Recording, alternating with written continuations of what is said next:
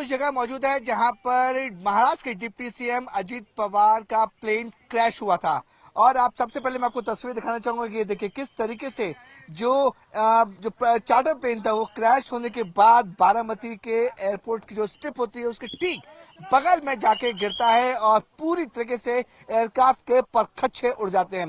Aircraft में 5 लोग मौजूद थे जिसमें महाराष्ट्र के डिप्टी सीएम अजीत पवार, उनका बॉडीगार्ड और 2 पायलट और एक क्रू, टोटल जो 5 लोग हैं उनकी काफी दर्दनाक मौत हो जाती है। क्योंकि जिस तरीके से एयरक्राफ्ट को आप देख सकते हैं कि जो क्रैश होने के बाद पूरे के पूरे एयरक्राफ्ट के परखच्चे उड़ चुके हैं और एयरक्राफ्ट में कुछ बचा नहीं है।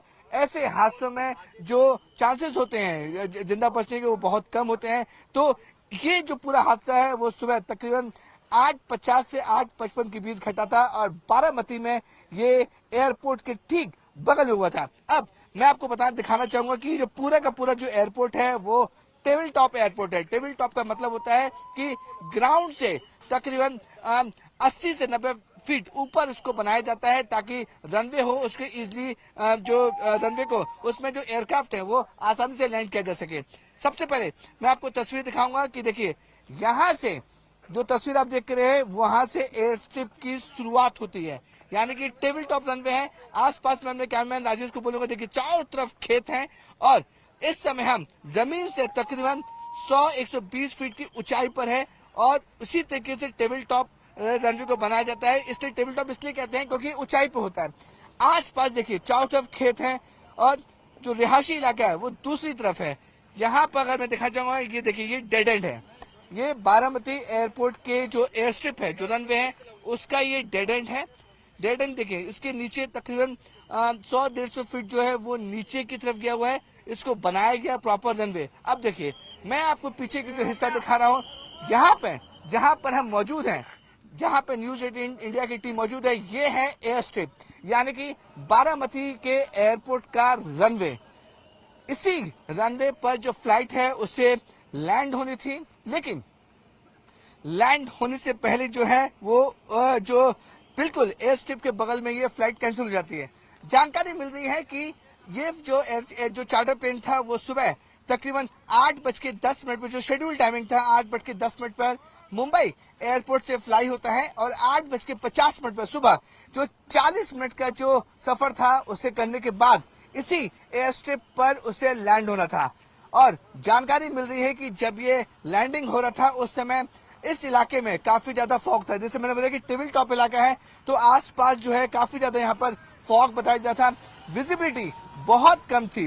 विजिबिलिटी कम होने की वजह से जब पायलट ने इसे जब इस पर लैंडिंग करने की कोशिश की एयर स्ट्रिप पर तो लैंडिंग नहीं हो पाई। तो एटीसी ने कहा कि एक से गो अराउंड को आम भाषा में समझाया जाए तो गो अराउंड की लैंडिंग ना होने की वजह से जो मेरे पीछे आप स्ट्रिप देख रहे हैं, अभी तो बहुत ज्यादा यहाँ पर पब्लिक है। अमूमन एयर स्ट्रिप पे कोई भी जो लोग हैं वो मौजूद नहीं होने चाहिए नियम के हिसाब से, लेकिन क्रैश हुआ है।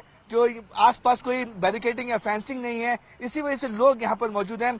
अदरवाइज पूरा रनवे वो क्लीन होता है और इसी जगह पर एयरक्राफ्ट लैंडिंग होती है।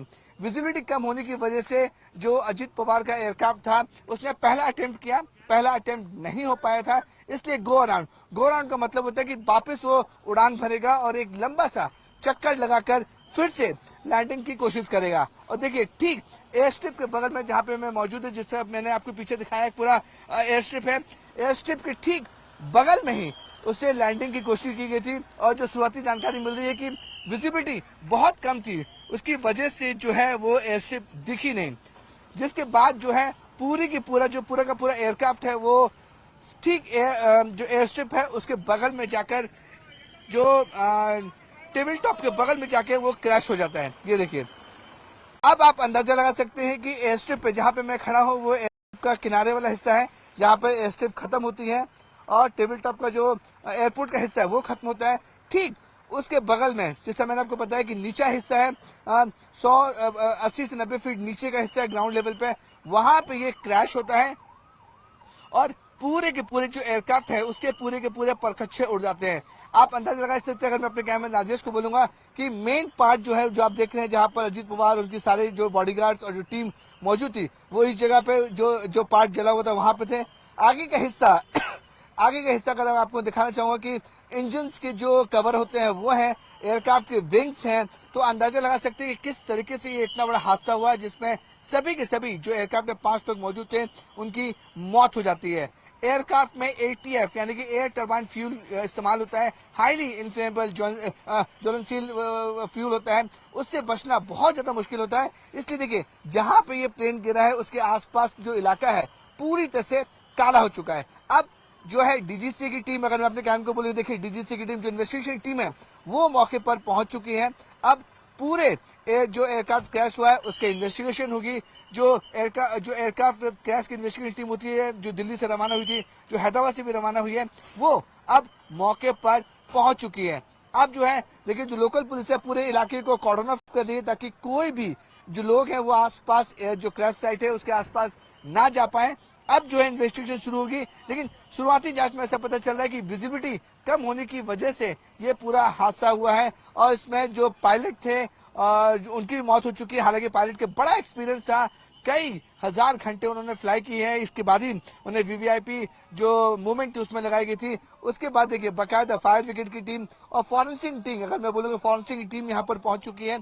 अब जिससे मतलब किसी भी एयरक्राफ्ट का जो एक्सीडेंट होता है उसके बाद बाकायदा इन्वेस्टिगेशन होती है। अब इन्वेस्टिगेशन में पता चलेगा कि आखिर असली वजह क्या थी। जो ब्लैक बॉक्स होता है उसे यहाँ से रिकवर कर लिया गया है क्रैश साइट से। ब्लैक बॉक्स ही वो सारे राज खोलेगा कि आखिरकार जो आखिरी समय जो बातचीत हुई थी पायलट और एटीसी के अधिकारियों के बीच में वो क्या हुई थी, क्योंकि ब्लैक बॉक्स में ऑडियो रिकॉर्डर और जो एयरक्राफ्ट के जितने भी फंक्शंस होते हैं वो सब कुछ रिकॉर्ड होते हैं। ब्लैक बॉक्स को बरामद कर लिया गया है। अब कोशिश की जाएगी जब ब्लैक बॉक्स को खोला जाएगा उसमें इन्वेस्टिगेशन में पता चलेगा कि आखिरकार इस जो क्रैश की वजह क्या थी। तमाम जो टीमें हैं यहाँ पर पहुंच चुकी हैं, क्रैश साइट की टीम पहुंच चुकी है। एक बार मैं फिर से अगर आपको दिखाना चाहूंगा कि ये देखिए किस तरीके से विमान के पूरे परखच्चे उड़ चुके हैं और इतने बड़े हादसे में महाराष्ट्र के डिप्टी सीएम और एनसीपी प्रमुख अजीत पवार का इसमें निधन हो जाता है और जो एयरक्राफ्ट उनके साथ 5 लोग और थे उनका भी निधन हो जाता है। आपको बताना चाहेंगे कि महाराष्ट्र में निकाय चुनाव चल रहे हैं और जिला परिषद के चुनाव के मद्देनजर अजीत पवार कैंपेनिंग करने के लिए बारामती यहाँ पर आ रहे थे और कल जो एक कैबिनेट मीटिंग में थे, कल उनकी बड़ी मीटिंग हुई थी कैबिनेट मीटिंग में और वो कैबिनेट मीटिंग उन्होंने अटेंड भी की थी। कल मुंबई में रुके थे। आज सुबह 8:10 पे यही एयरक्राफ्ट जो क्रैश हुआ है वो मुंबई एयरपोर्ट से उड़ान भरता है और उड़ान भरने के बाद 8:50 पर इसकी शेड्यूल लैंडिंग थी यहाँ पर और लैंडिंग होने से पहले ही ये क्रैश हो जाता है।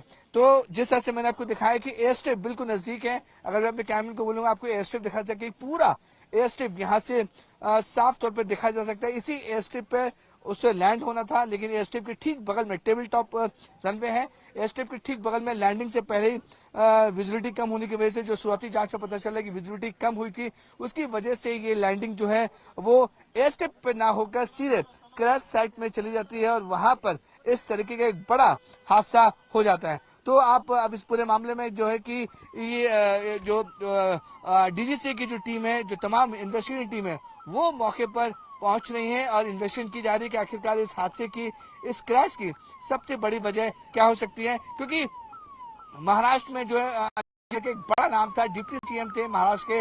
अब पूरे पवार फैमिली में, चाहे हम शरद पवार फैमिली की बात कर रहे हैं, सुप्रिया सुले या फिर अजीत पवार फैमिली में, अब सारे फैमिली में एक काफी ज्यादा उनके लिए शॉक न्यूज थी कि किस तरीके से अजीत पवार जो कल उनके साथ थे आज उनके साथ नहीं है। उनकी जो बॉडी है उन्हें अभी बारामती के सरकारी अस्पताल में रखा गया है, वहां पर सारी पेपर फॉर्मेलिटीज चल रही हैं और कल सुबह 11 बजे महाराष्ट्र के डिप्टी सीएम अजीत पवार जी का अंतिम संस्कार होगा और उसमें तमाम महाराष्ट्र के और बीजेपी के जितने दिग्गज नेता हैं, एनसीपी के जितने दिग्गज नेता हैं और जितने महाराष्ट्र के बड़े बड़े पॉलिटिशियन हैं वो सभी उनकी अंतिम संस्कार में हिस्सा जरूर लेंगे।